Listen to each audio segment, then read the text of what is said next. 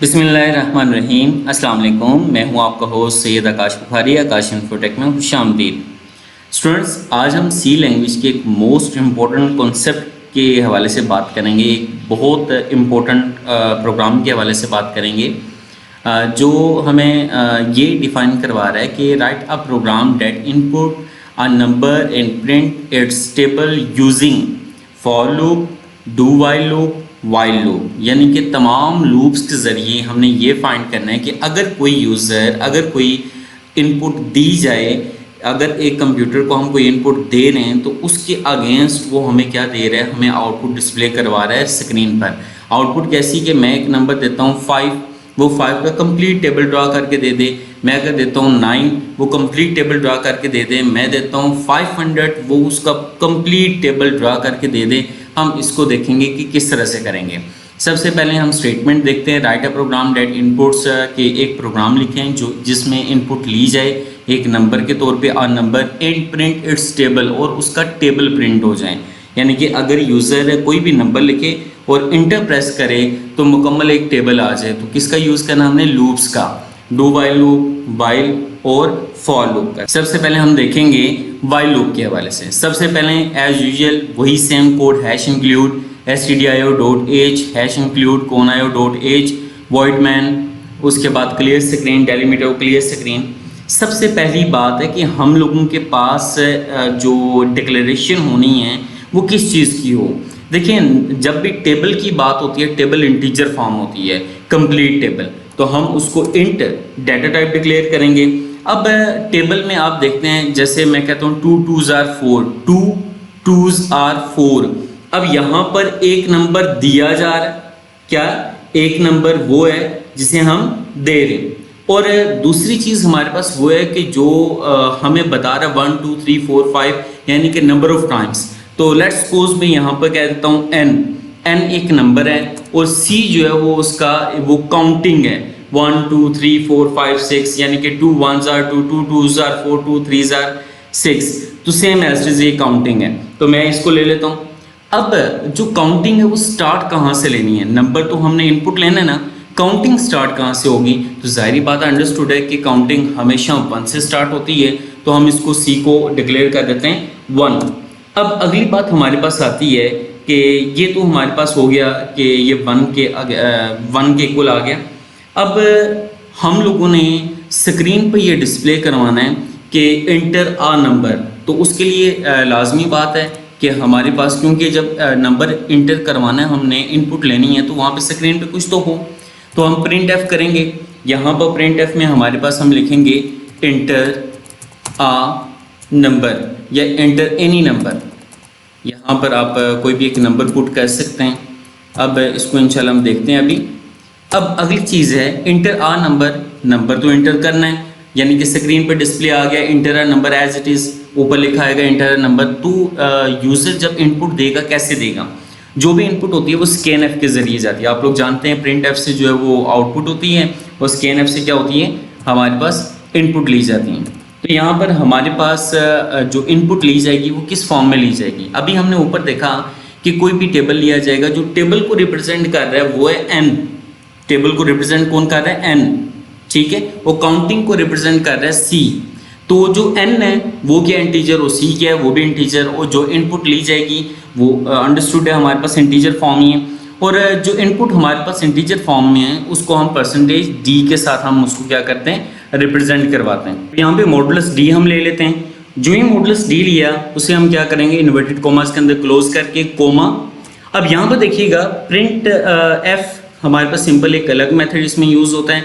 Scan F में जब आप मॉडुलस लिख रहे हैं तो इसके बाद आपने एंड की अलामत प्रेस करनी, ये एंड। इसके बाद इसे हम आम तौर पे एम्परसैंड कहते हैं। इसकी जो प्रोग्रामिंग के अंदर इसका नेम है वो एम्परसैंड है। अब यहाँ पे किस चीज़ को ये रिप्रेजेंट कर रहा है? %d, वो रिप्रेजेंट कर रहा है n को। अब यहाँ पे हम क्या करते हैं, ब्रैकेट क्लोज कर लेते हैं। नेक्स्ट हमारे पास अब लूप स्टार्ट होता है। मैं इसको ज़रा फुल स्क्रीन कर लेता हूँ ताकि आप लोगों को अच्छी तरह से समझ आ जाए। अब यहाँ पर स्कैन एफ भी हो गया है, प्रिंट एफ भी हो गया। मैं यहाँ पे अब वाइल लूप स्टार्ट करता हूँ। वाइल लूप में सबसे पहले कंडीशन आती है कि मैं कहाँ तक टेबल को लेके जाना है, काउंटिंग कहाँ तक चलेगी। c is less than equals to 10, आप 20 कर लें, 100 कर लें, जितना मर्जी कर लें, अंडरस्टूड है, वो हो जाना है। अब अगली बात आती है कि मैं इसकी बॉडी को स्टार्ट करता हूँ। जो ही आप बॉडी को स्टार्टअप लेंगे तो हमारे पास सबसे पहले जो स्टेटमेंट आनी है वो आनी है प्रिंट एफ। अब इसको भी ज़रा समझ लें।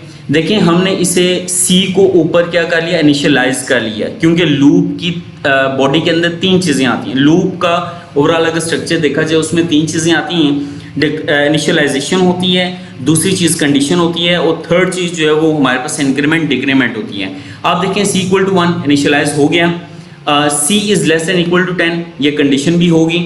अब हमारे पास जो प्रिंट एफ के अंदर हमने स्टेटमेंट लिखनी है वो हमारे पास टेबल की तरह होनी है। अब ज़रा देखिएगा, जब हम टेबल की तरह स्टेटमेंट्स को लिखेंगे तो मॉडुलस डी एक चीज़ आ गई। अब मॉडुलस डी इसको ज़रा हम देखते भी हैं आसानी के साथ है क्या बेसिकली। अब modulus D multiply by modulus D. अब यानी कि हम कहते हैं मॉडुलस डी का मतलब क्या है। मैं लेट्स सपोज कह रहा हूँ कि मैं 2 का टेबल बनाना चाह रहा हूँ, तो मॉडुलस डी मतलब 2 मल्टीप्लाई बाय मॉडुलस डी, यहाँ पर क्या आएगा 1, ठीक है। और फिर मैं इक्वल प्रेस करता हूँ, 2 2s are 4, तो मेरे पास इक्वल्स टू क्या आ जाएगा, अगेन परसेंटेज डी, ठीक हो गया। अब यहाँ पर अगर आप लोग देखें तो हर एक जो टेबल है हर एक स्टेटमेंट के बाद अगली अगर 2 1s are 2 फिर नेक्स्ट लाइन आनी चाहिए। तो नेक्स्ट लाइन के लिए हम लोग क्या प्रेस करते हैं, हमारे पास जो बैक स्लैश है और एन, बैक स्लैश एन का इस्तेमाल करते हैं हम। अब यहाँ पर इसको क्लोज कर देते हैं इन्वर्टेड कोमास के साथ। अब हम क्या लिखते हैं, परसेंटेज डी। पहले वाले का मतलब क्या है, हमारे पास टेबल नंबर कौन सा होगा, वो एन आ गया। उसके बाद काउंटिंग आएगी, उसके बाद काउंटिंग, उसके बाद हमारे पास आएगा एन, यानी कि जो टेबल है 2 मल्टीप्लाई बाय 1, यानी कि टेबल मल्टीप्लाई बाय काउंटिंग। तो टेबल मल्टीप्लाई काउंटिंग के लिए हम क्या करेंगे, ये मल्टीप्लाई बाय सी। ये हमारे पास एक छोटा सा पैटर्न समझा रहा हूँ, अच्छी तरह से सुन लीजिएगा, देख लीजिएगा। ओवरऑल यही तमाम चीज़ें हम तीनों लूप्स के अंदर देखेंगे और बिल्कुल सिंपल सी हैं।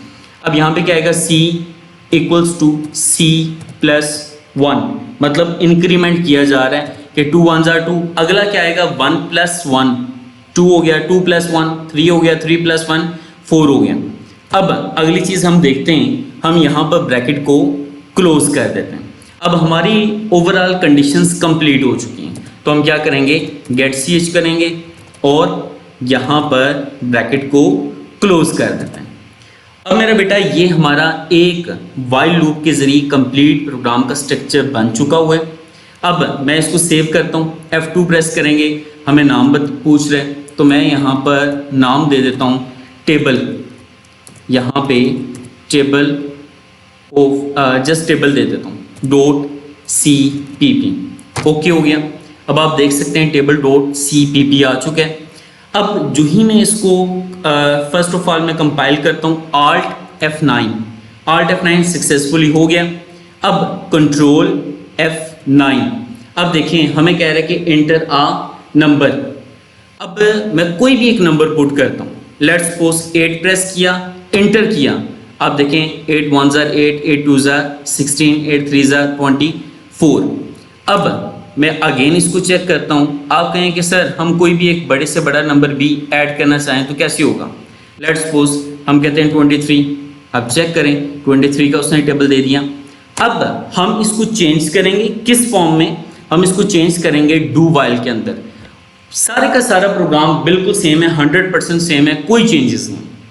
करना क्या आपने, ये जो कंडीशन आपने यहाँ पर लिखी हुई है ना वाइल, यहाँ पर सिर्फ आ जाना डू, यहाँ पर क्या आएगा डू।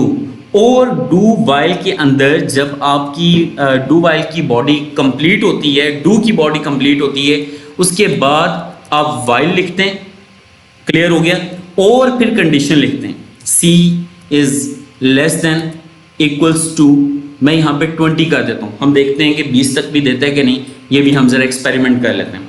लेकिन याद रखिएगा डू वाइल के बाद, डू वाइल की बॉडी में वाइल के बाद स्टेटमेंट टर्मिनेटर लाजमी आता है। तो हम अगेन इसको, ये हमारा डू वाइल हो गया, हम कंट्रोल F9 करते हैं तो आप देखते हैं कि यहाँ पर मैं 76 रखता हूँ तो उसने हमें कंप्लीट एक टेबल दे दिया। मैं यहाँ पर अगेन इसको कंपाइल करता हूँ, यहाँ पे कंपाइल किया और कंपाइलेशन के बाद मैं यहाँ पे 12 लिखता हूँ, ओके करता हूँ, उसने 20 तक हमें टेबल दे दिया। अब मेरा बेटा हमने करना है फॉर लूप। फॉर लूप का स्ट्रक्चर थोड़ा सा डिफरेंट है। हम क्या करेंगे, यहाँ से कंडीशन सारी रिमूव करेंगे। पहला स्टेप, हम यहाँ से इंक्रीमेंट डिक्रीमेंट रिमूव करेंगे। अगला स्टेप, हम यहाँ पर क्या करेंगे, डू को भी रिमूव कर देंगे। हम यहाँ पे सिंपली लिखेंगे फॉर ब्रैकेट क्लोज। सबसे पहला काम क्या करना है, हमने जो ऊपर काम किया हुआ है c = 1, इसको भी हमने रिमूव करना है। क्यों, जो हमारी इनिशियलाइजेशन है वाइल और डू वाइल में तो ऊपर होती है, लेकिन फॉर में बिल्कुल सामने होती है। यहाँ पर हम कहेंगे c = 1। अब c 1 के इक्वल आ गया, यहाँ पे हम सेमीकोलन यूज़ करेंगे इसको सेपरेट करने के लिए। हम लिखेंगे कंडीशन, पहले हमारे पास क्या आ गया, इनिशियलाइजेशन, फिर कंडीशन आएगी c <= 10, फिर सेमीकोलन, फिर हमारे पास नेक्स्ट हम क्या लगेंगे, c = c+1। आप ये भी लिख सकते हैं और सिंपली आप ये भी यूज़ कर सकते हैं c++, कोई इशू नहीं, बिल्कुल सेम मतलब है। ठीक है, हम c++ कर लेते हैं, दोनों का मतलब सेम ही। ठीक है, ये ब्रैकेट क्लोज कर ली। अब मैं करता हूँ कंट्रोल F9। अब जो ही कंट्रोल F9 किया, आप देख लें, मैं यहाँ पे 6 क्लिक करता हूँ, ओके हो गया, 6 का टेबल आ गया। मैं यहाँ पर 90 प्रेस करता हूँ, 90 का टेबल दे देगा। और ओवरऑल कोई भी आप यहाँ पर जब नंबर पुट करेंगे, ऑटोमेटिकली आपको उस नंबर के अगेंस्ट उस नंबर का टेबल दे देगा। तो मेरे बेटे ये थी हमारी आज की वीडियो। उम्मीद है कि वीडियो आपको अच्छी लगी होगी। अगर वीडियो अच्छी लगी है तो इसे लाइक करें, शेयर करें और हमारे चैनल आकाश इन्फोटेक को सब्सक्राइब करके बेल आइकन को लाजमी क्लिक करें, ताकि हमारी तमाम तर मालूमाती वीडियोज़ आप तक बर वक्त तो बआसानी पहुँच सकें। अगली वीडियो तक के लिए अल्लाह हाफिज़।